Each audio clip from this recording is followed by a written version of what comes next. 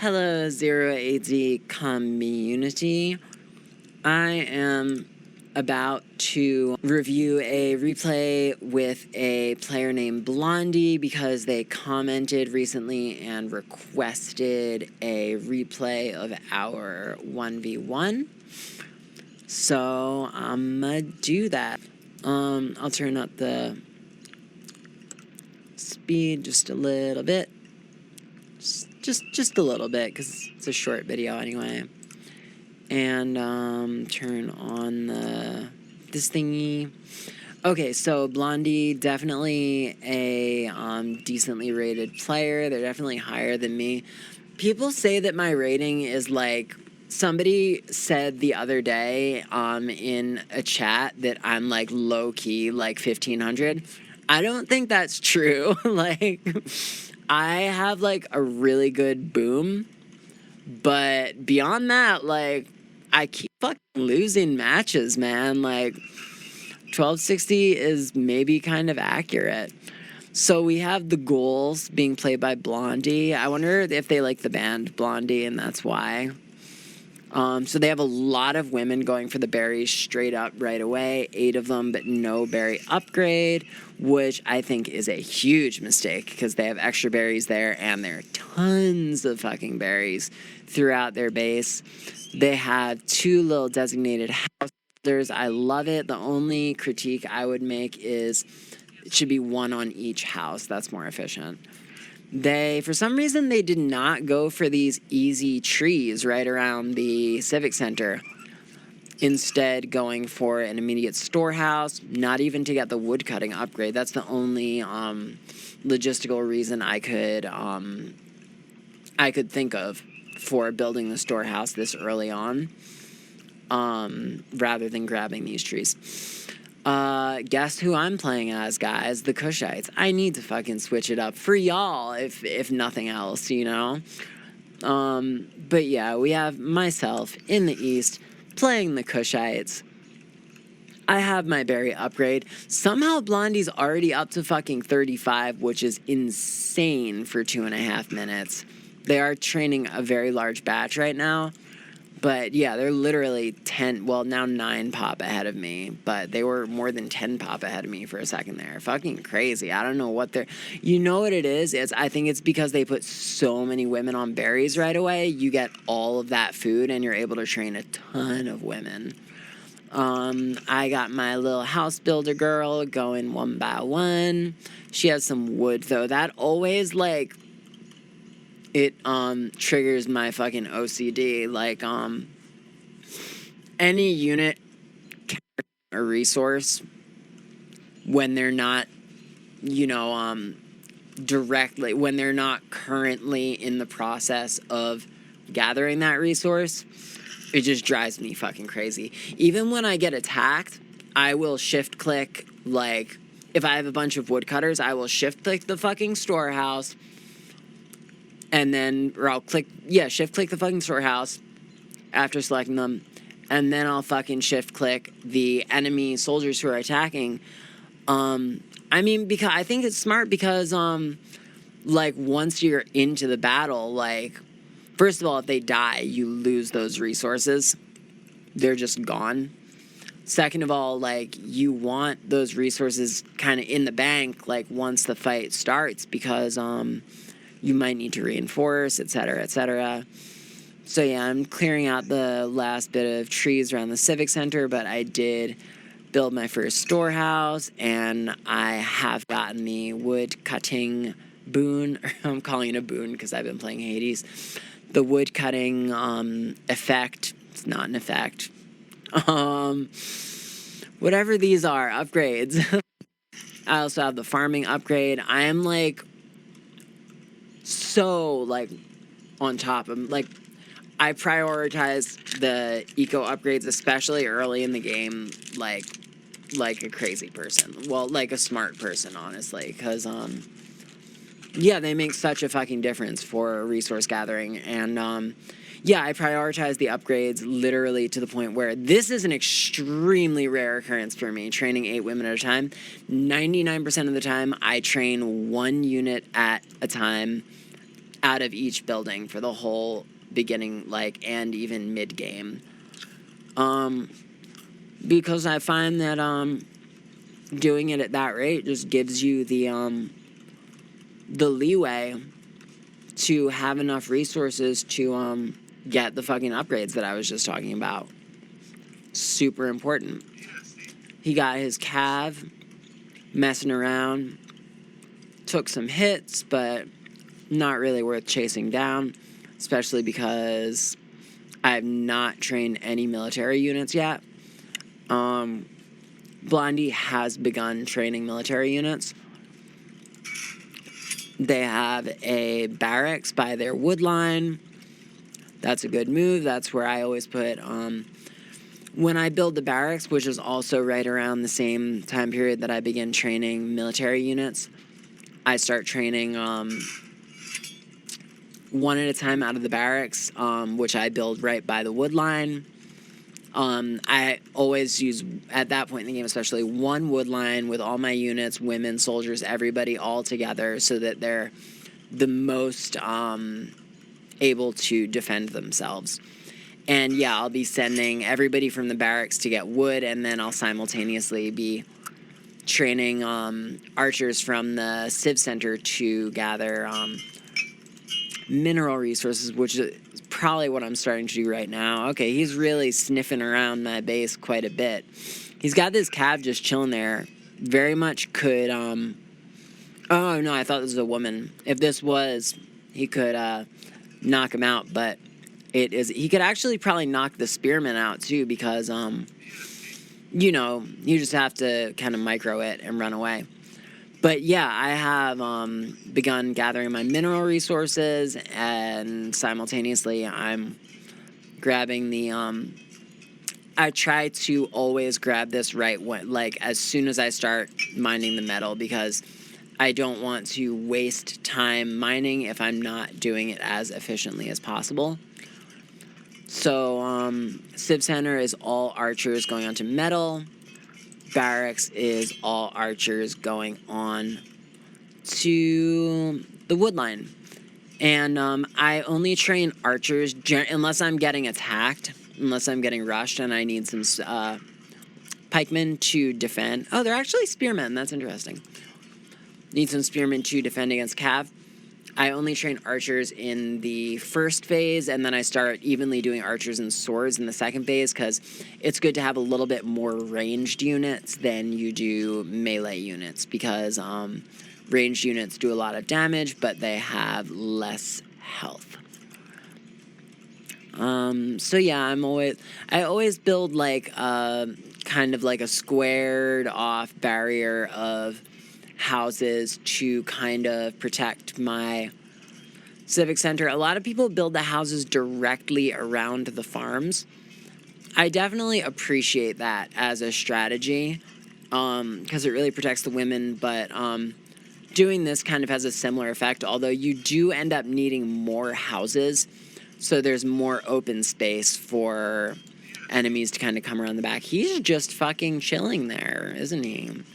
Trying to spy on my ass. Let's check him out. So he's definitely building outward in a really strong way. He's already got 2 stables, which is very interesting. It's not something I would have, you know, it's an interesting strategy, because usually stables this early on is like you're trying to rush the enemy, because the units that come out of here, they're not going to be, they can hunt, but you know, there's only so much hunting that can happen. So it's like you used all this wood to create a building that you're not really using yet. But it does take a long time to build stables, and if you're using cav in the late game, you know, you need like a decent amount of them.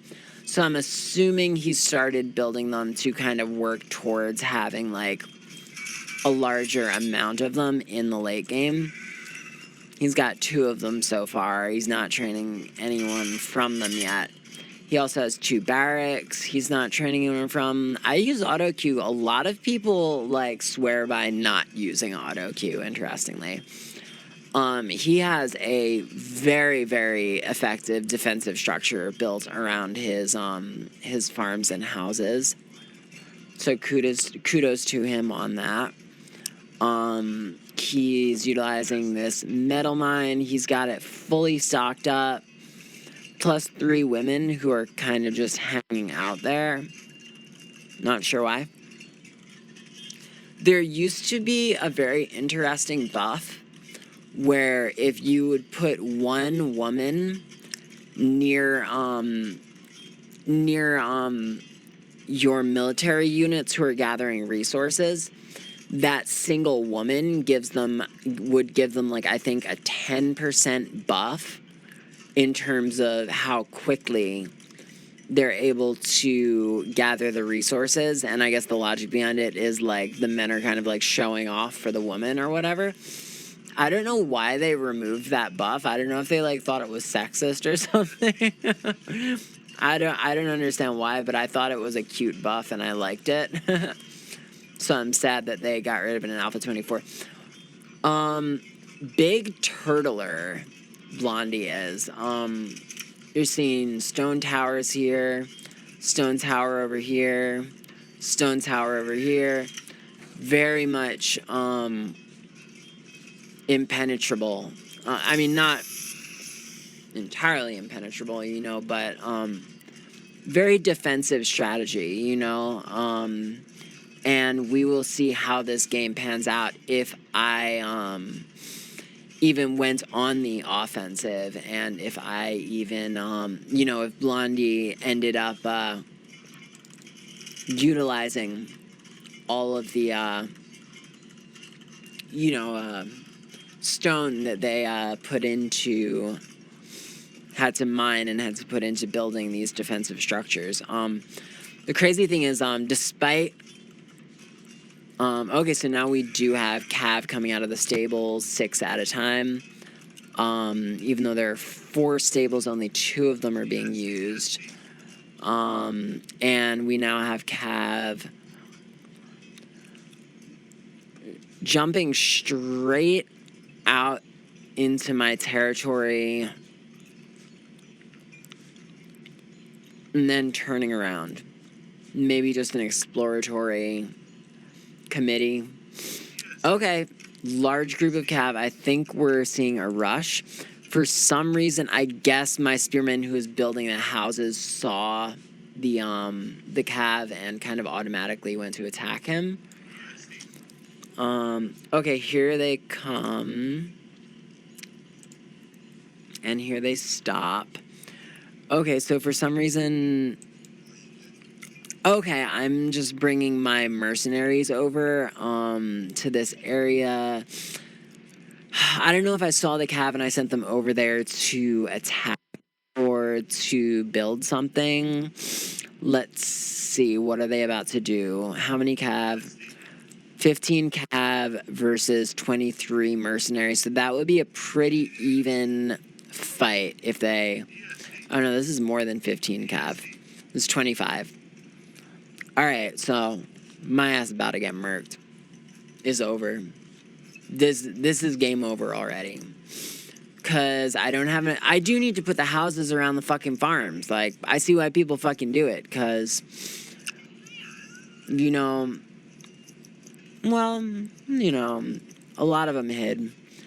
But yeah, this sniping, you know, I really want to, I want to try. So the Kushites have another mercenary building that trains camel, not camel archers. Oh, we have a hero coming in as well.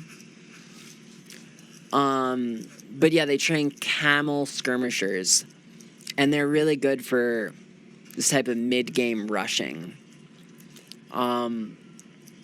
So yeah, just in that attack alone with 25 fucking Cav and a hero, they have completely crippled my entire game. I mean, their boom is insane. I have a strong feeling that this 1379 is already a lot higher. We played this game like maybe a week ago. This is a really good player, and they've developed a really good strategy. So now I have my full army, 78 people chasing these, so they could take on these cav, but now all of their infantry are over here, taking, once again, picking off the small amount of units that I was training to, you know, gather resources to replace these guys who I was trying to chase the cav with, but you can't chase cav with infantry. It's just not something you can do.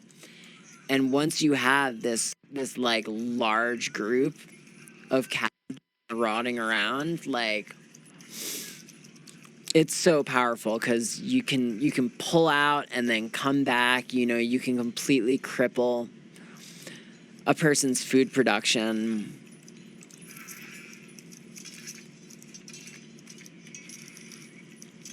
Brilliant, yeah, brilliant strategy. Like, it was, and then Rams, like, Blondie's ability to boom is really remarkable. Like, it's like, normally it's like you either pick like an early rushing strategy or more of a booming strategy, but they have like a really good like mid-game rushing strategy, which is it's fucking dope, man. It's definitely something I would really have to completely like switch up my my build order if I wanted to try something like this. But it's such a fun way to play 0 AD, you know? It's such a fun way to play. It's spontaneous, it's just more, it's more interesting. And I think the Kushites really have the potential to execute this type of strategy with their mercenary camel skirmishers. So, yeah. Hey, Blondie, I hope you liked my review of your strategy. I already resigned, but they're still fucking around. That's awesome. But yeah, like and subscribe and hit the bell if y'all want to see more Ouija's. I said like Uncle Roger Ouija. I don't know if you ever watched Uncle Roger's videos, but he's fucking fantastic.